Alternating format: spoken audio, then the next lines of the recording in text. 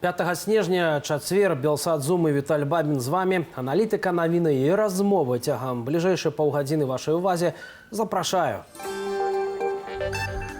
Адмовіцца ад ідэі, што рэжым у Менску зменіцца. Амерыканскі прафесар агучыў свае прапановы адміністрацыі Дональда Трампа. Беларусам варта рыхтавацца да росту долара і цэнаў. Несуцяшальны прагноз прыязных для Беларусі экспертаў. Дроны камікадзе ў беларускім небе, рэкордныя залёты ў лістападзе, будзе яшчэ горай. Мяккае пераладаванне ў стасунках США і Беларусі, а таксама неабходнасць адмовы Вашынгтону ад змены рэжыму ў Менску. Гэткія рэкамендацыі для адміністрацыі Дональда Трампа агучыў даследнік Амерыканскага інстытуту адказнага дзяржаўнага кіравання Квінзі Марк Епіскапас. Прапануем урывак размовы даследніка з нашым калегам з Радыё Свабода. Мы павінны адназначна адмовіцца ад змены рэжыму ў Беларусі ў якасці сваёй палітычнай мэты. І мы можам прапанаваць Лукашэнку разнастайныя эканамічныя стымулы, якія яго вельмі зацікавяць. Мы можам аслабіць візавы рэжым паміж Беларусю і Еўропай. Мы можам садзейнічаць усім відам студэнцкіх паездак паміж Беларусю і Еўропай.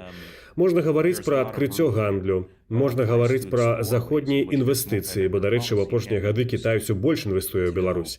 І стварыўшы ўнутры Беларусі прастору для заходніх эканамічных гульцоў, мы можам фактычна супрацьстаяць пашырэнню кітайскага ўплыву ў Беларусі спосабамі, якія, я думаю, былі б вельмі цікавыя для ЗША, асабліва пры адміністрацыі Трампа. Так што я бачу шмат магчымасцяў. Не для таго, каб зрабіцца сябрамі, бо Беларусь вельмі далёкая далучэнне да еўразвязу і тым больш да НАТО, але для некай мяккай разумнай перазагрузкі, калі мы адмаўляемся ад нашай палітыкі максімальнага ціску і максімальнай ізаляцыі ў абмен на пэўныя саступкі з боку рэжыму Лукашэнкі.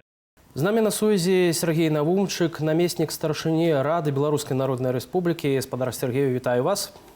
Вітаю. Ці ёсць сэнс у гэтых прапановах, на ваш погляд, які агучыў амерыканскі прафесар?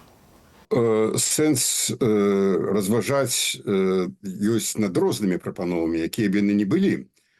Тым больш, што мы ведаем, што цяпер у Амерыцы адбудзецца, фактычна ўжо адбываецца змена ўлады, і абсалютна відавочна, што будзе перагледжана стаўленне і да тых працэсаў, якія адбываюцца ў Еўропе, і, магчыма, канкрэтна ў дачыненні да Беларусі.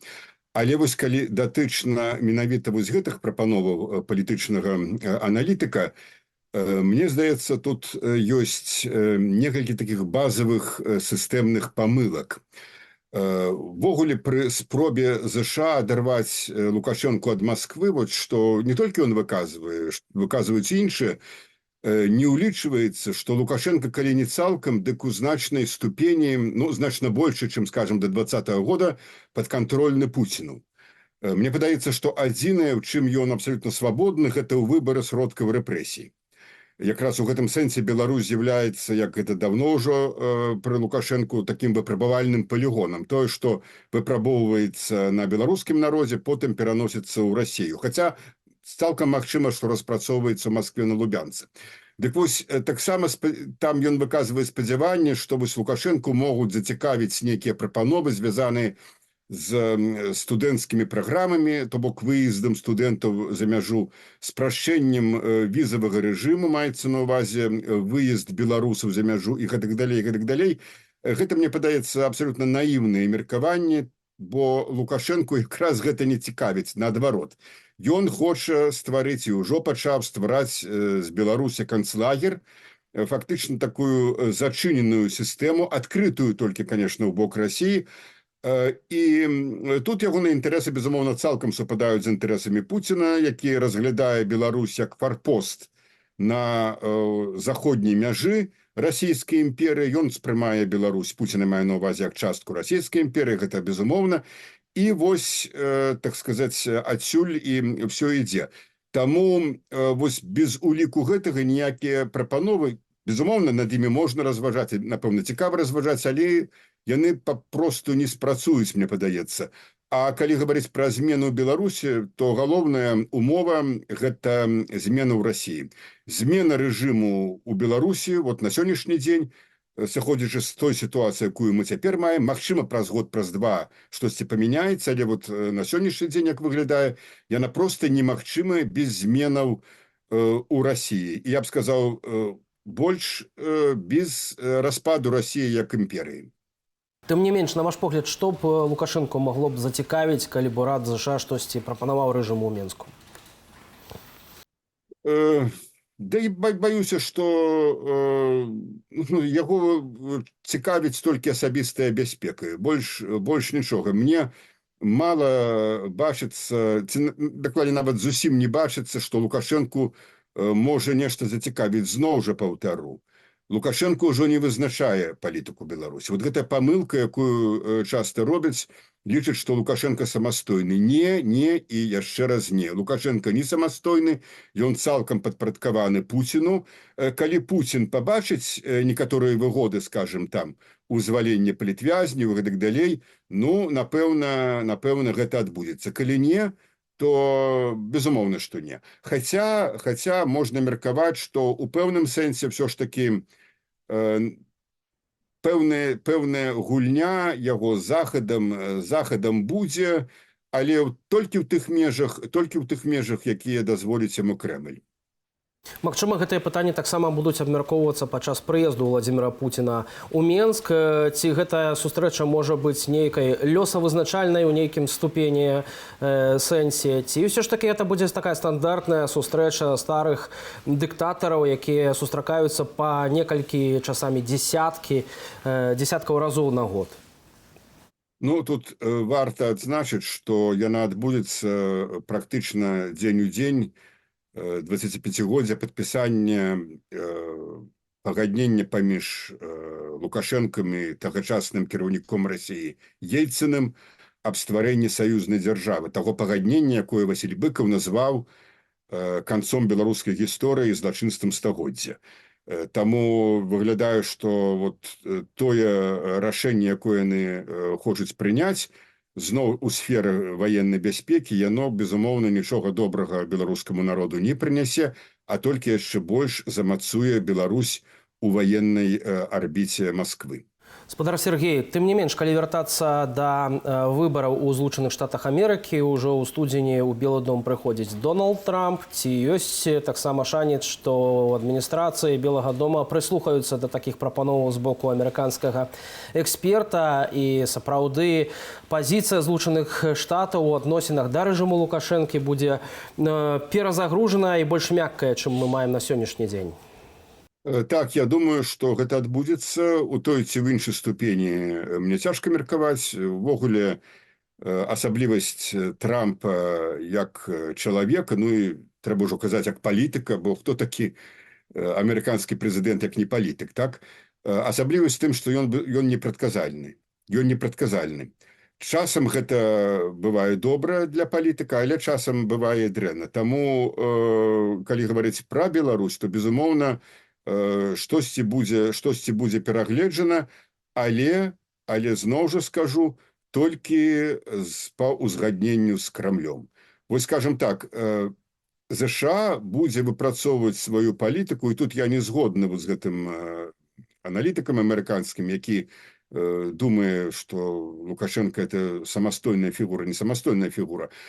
Палітыка, скажем так, Белага дому у дачыненні да афіцыйнага Менску можа адрознівацца ад палітыкі Белага дома ў дачыненні да Крамля, але толькі в той ступені, у якой гэта будзе выгадна Пуціну. Мы ведаем, што Крэмль у часы СССР часам дазваляў некаторым сацыялістычным рэспублікам, краінам весці сябе больш, скажем, гэтак ліберальна, бо чыста выгодна Крэмлю гэта было, у тым плане, што яны разглядаліся як, скажем, плацдарм для нейкіх там, можа быць, сувязяў з Захадам ці перамоў з Захадам і гэтак далей. Вот такім рэжыме, напэўна. Але каб гэтая палітыка была палітыкай успрымання менавіта Беларусь як самастойнай незалежнай краіны пад Лукашэнкам, не, я думаю, гэтага не будзе. Разам з тым мы бачым, што так супала, што ў гэтыя дні праходзіць стратэгічны дыялог паміж уладамі ЗША і дэмакратычнымі сіламі Беларусі ў Вільні. Другі раунд ужо. Святлана Ціхановская, да прыкладу, настойвае на працягненне ціску на рэжым Лукашэнкі. Ці гэта азначае, спадар Сергей, што ўсе гэтыя перамовы, гэтыя раунды, гэтыя дыялогі не маюць сэнсу, бо Трамп можа абсалютна ўсё перагледзець, як вы кажаце, і працаваць у звязкі з Крамлём, выбудоўваючы сваю пазіцыю адносна рэжыму ў Беларусі? Ну, нейкія кантакты і Белага дома з прадстаўнікамі дэмсіл Беларусі, з той же самай Ціхановскай, могуць быць і далей, але тут, мне падаецца, вельмі важна лічыць адну рэч. Все гэтыя 4 гады пасля 2020 года Злучаныя Штаты, не толькі Злучаныя Штаты, Еўропа рабілі адну сістэмную памылку. Яны ўспрымалі Ціхановскую, як маю на ўвазе, калі кажу Ціхановскую, як не толькі Святлану Ціхановскую, нават не столькі яе, колькі вот гэтыя структуры, якія вакол яе, як прэзідэнт-элект і як адзіную прадстаўніцу дэмакратычных сілаў. Што зусім не так. Яна ніякая не прэзідэнт-элект. Ніякіх выбараў не было. Вот ніякіх выбараў не было, яна не прыносіла прысягі, яна не прэзідэнт-элект. Роўна як яна і не прадстаўляе увесь спектр дэмакратычных сілаў. Ёсць іншыя дэмакратычныя сілы, і Вольная Беларусь, і Рух за свабоду, і там Еўрапейская Беларусь Саннікава, і гэтак далей, гэтак далей, гэтак далей. Вот практычна все гэтыя і гэтак далей былі адсечаныя, і Захад 4 гады чуў і слухаў адну толькі Ціхановскую, адну толькі Святлану Ціхановскую. Пазіцыя Рады БНР палягае ў тым, што Рада БНР падтрымлівае, яна не ўмешваецца, мы не ўмешваемся ва ўнутраную палітыку, унутрыпалітычную сітуацыю. Мы ўспрымаем Святлану Ціхановскую як, безумоўна, адну з, можа быць, на сённяшні дзень адну з самых такіх яскравых, раскручаных, як гэта прынята казаць, так, палітыкаў, але не адзіную. На ёй ўсё не замыкаецца. Памылка Захаду была ў тым, што вот яны так і ўспрымалі яе менавіта як адзіную, і пазіцыя ўсіх іншых прадстаўнікоў дэмакратычных сілаў, іншых там структураў, яна проста не бралася ва ўвагу, нават гэтыя структуры не мелі магчымасці данесці да заходніх палітыкаў сваё меркаванне, якое, як мы бачым, у пэўных момантах адрознівалася, а часам і кардынальна адрознівалася ад пазіцыі офісу Ціхановскай і афіляваных з ёю структураў. Адсюль магчымы і тыя сістэмныя памылкі у дэмакратычным руху, ці дакладней сказаць, вось у гэтых структурах, якія мы цяпер заўважаем. Вось я 2 гады назад напісаў на сайце Радыё Свабода, што назіраецца манапалізацыя міжнароднай дзейнасці Ціхановскай, што гэта небяспечна, і што варта было б пашырыць кааліцыю. Правда, некаторым бы, напэўна, давялося б пацісніцца. З асабістых прычынаў яны б гэтага не хацелі рабіць. Мы бачым, сітуацыя такая ж, як яна і была. Манапалізацыя Ціхановскай ўсёй міжнароднай дзейнасці працягваецца. Мне падаецца, што гэта не канструктыўная пазіцыя. А на ваш погляд, у гэтым прычына гэтага ўсяго, што Ціхановская маніпалізавала вось гэтую палітыку, так, вакол сябе і вакол сваіх структураў, палягае на тым, што Святлана Ціхановская так зрабіла і людзі, якія вакол яе знаходзяцца. Ці гэта памылка Захаду, як вы кажаце, перадусім, што яна размаўляе толькі з Ціхановскай, ці ўсё ж такі усіх іншых дэмакратычных структураў, якія недастаткова зрабілі для таго, каб заходнія краіны іх пачулі? Я думаю, што тут усё разам. Калі мы кажам увогуле пра дэмакратычныя сілы ў сённяшнім дні, то, напрыклад, выканаўчы дырэктар Фонду спартовай салідарнасці Александр Апейкін у эфіру Еўрапейскага радыё для Беларусі заявіў, што ім трэба проста самараспусціцца і звярнуцца да Александра Лукашэнкі. Як вы, спадар Сергей, ставіцеся да такой прапановы? Я разумею, чым выклікана вось гэтае інтэрв'ю спадара Апейкіна. Я, між іншым, хачу аддаць яму належнае. Мяне так прыемна здзівіла, я да гэтага яго не чуў. Мяне прыемна здзівіла, што ён абсолютно свабодна размаўляе на беларускай мове. Ведаеце, для кагосьці можа гэта не зусім важна, для мяне гэта першаступенна важна. І ён, на мой погляд, слушна абазначыў крызіс у тым, што прынята называць дэмакратычнымі сіламі. Ну, але вось гэтую ягоную прапанову, варыянт самароспуск дэмсілам узамен на дэмакратызацыю можна ўспрымаць толькі тэарэтычна. Ну, проста ў сілу таго, што нават у сілу суб'ектыўных прычынаў гэта нерэальна. Гэта нерэальна па той прычыне, што пра гэта, між іншым, сказаў і Зміцер Лукашук, які вёў гэтую перадачу, што гэта было, можа быць, цудоўна, але нерэальна. Я не ведаю, ці гэта цудоўна. Ну, калі б выпусцілі палітвязняў, гэта, безумоўна, цудоўна, але гэта нерэальна з суб'ектыўных прычынаў. Лукашенко вельмі помслівы чалавек. Я ўсё ж такі, ведаю яго 35 гадоў і ведаю, што ён помслівы чалавек. Ён не можа пераступіць перад некаторыя асабістыя крыўды і гэтак далей. З другого боку, магчыма, калі мы говорим пра офіс Ціхановскай, там таксама не пажадаюць гэтага рабіць і губляць сваю суб'ектнасць, і яны могуць прывесці даволі важкія аргументы на карысць такой пазіцыі, а потым немагчымае рэальна вяртанне ў сітуацыю 19 года. Ну і нарэшце галоўнае тое, што я казаў, Лукашенко не самастойны ў сваім выбары. Лукашенко не самастойны ў сваім выбары.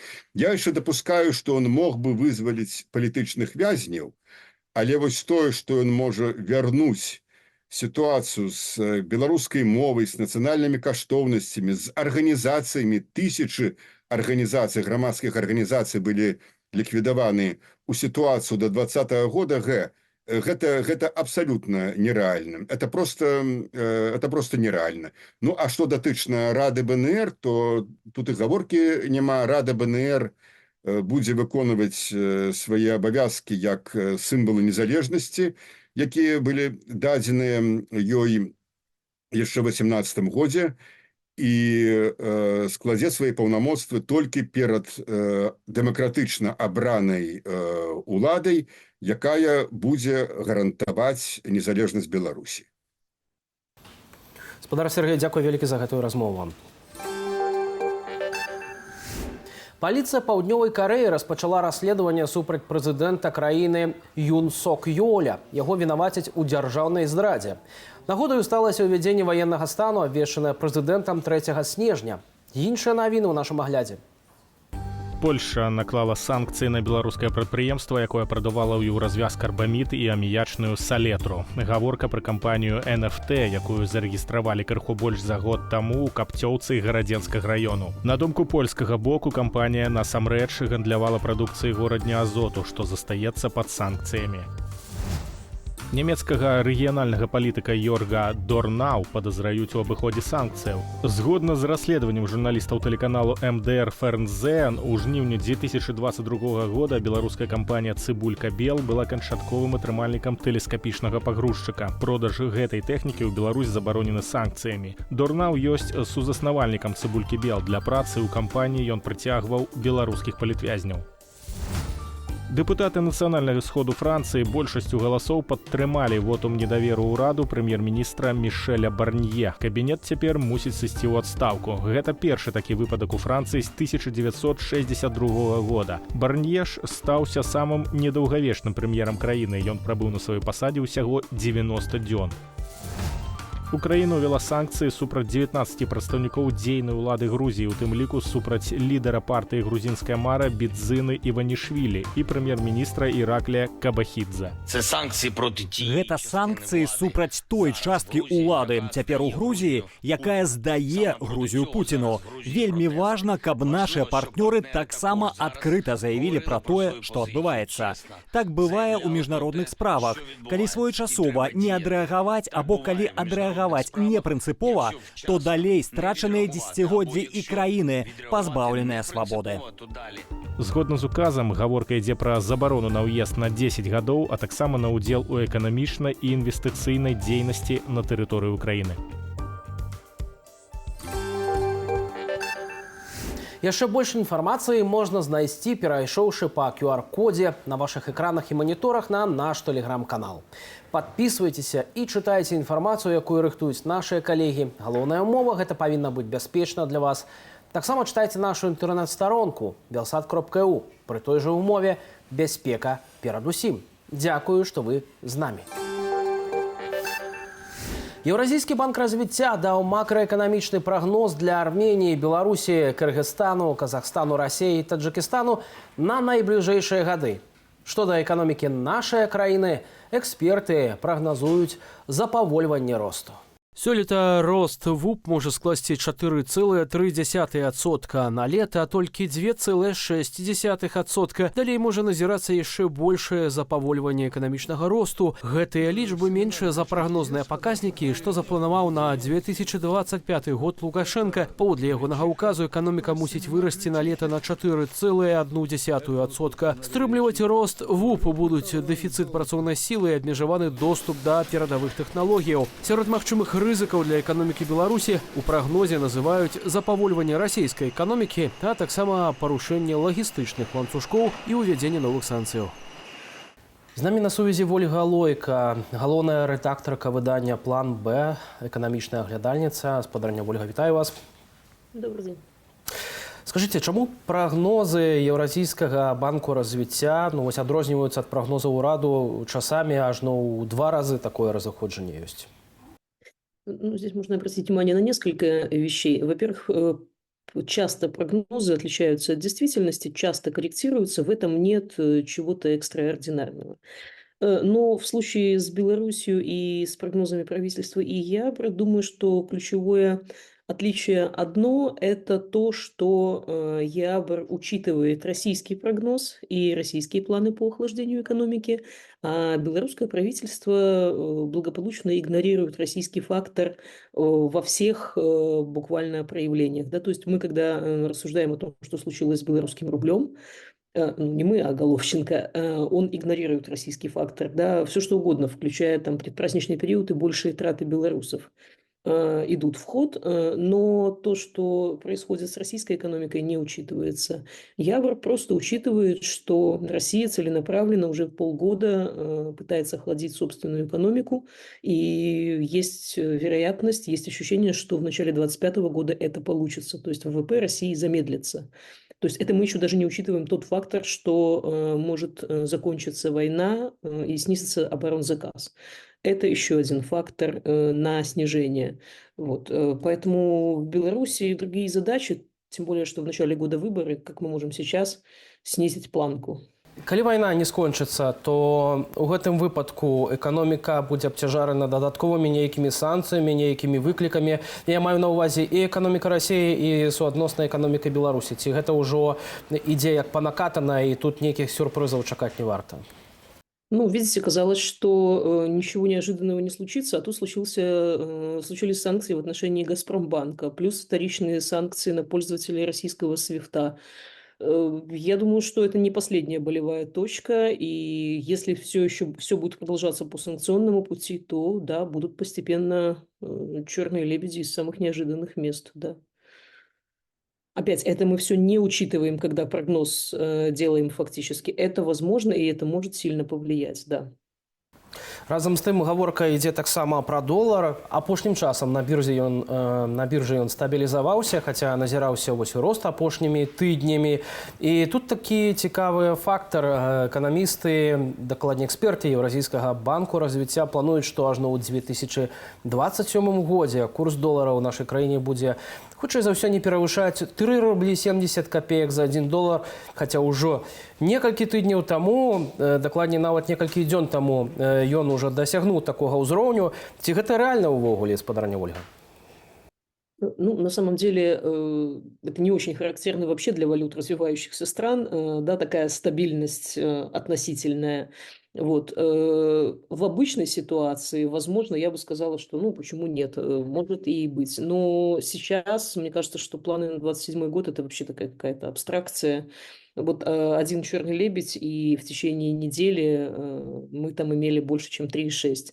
Вот. Поэтому что-то должно позитивное случиться, чтобы рубль достаточно долго оставался в диапазоне 3,7. Тем более, что сейчас нет никакой информации о том, что он там где-то в неравновесии, да, что он там как-то недооценен, и с ним может что-то там позитивное случиться. Поэтому я бы на такие прогнозы на 27 год вообще не обращала внимания.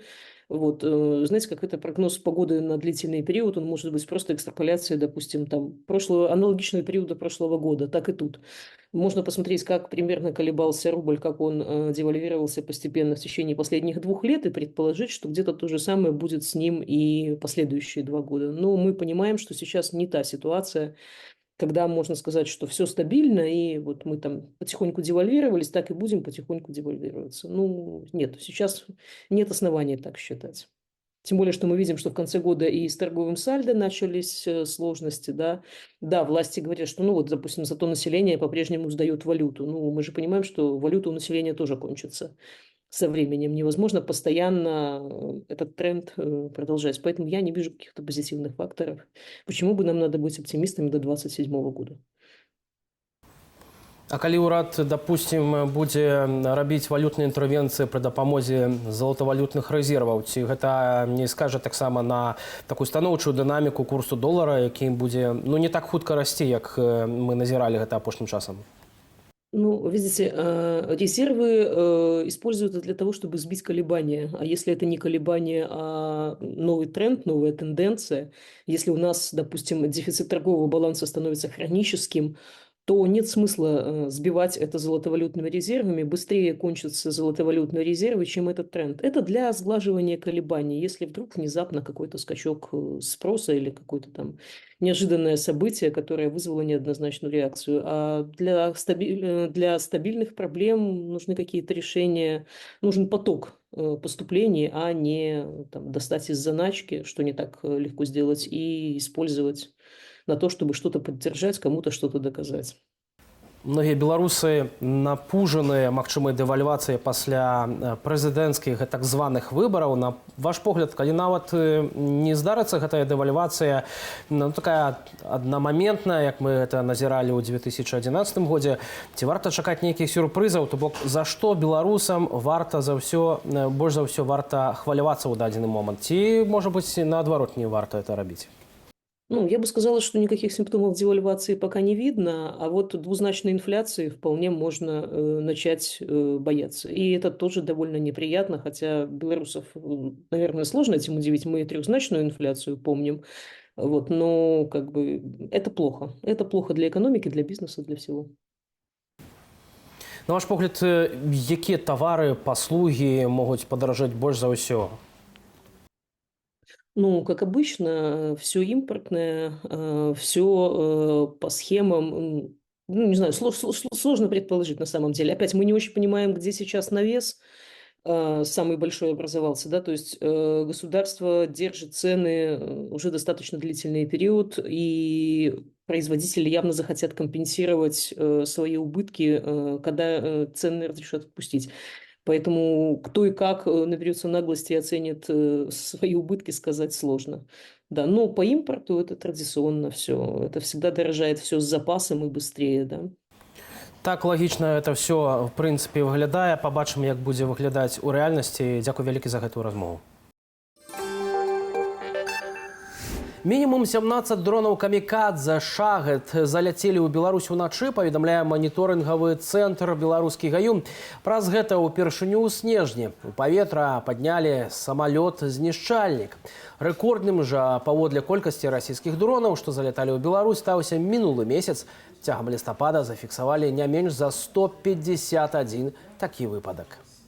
Большая часть дронов, которые сейчас запускаются, ну не большая часть, но достаточно существенная часть, это дроны-приманки, и они, скажем так, не несут боевой нагрузки и обладают, скажем так, более низкими тактико-техническими характеристиками в сравнении с ударными именно шахедами. Их задача распорошить внимание системы ПВО, перегрузить ее определенным образом. Такие БПЛА, они после отработки там, скажем так, топлива, они просто падают. На гэтым у нас усе навіны. Дзякую за вашу увагу. Развітваюся з вами, але толькі да заўтра. Заставайцеся з Белсатом.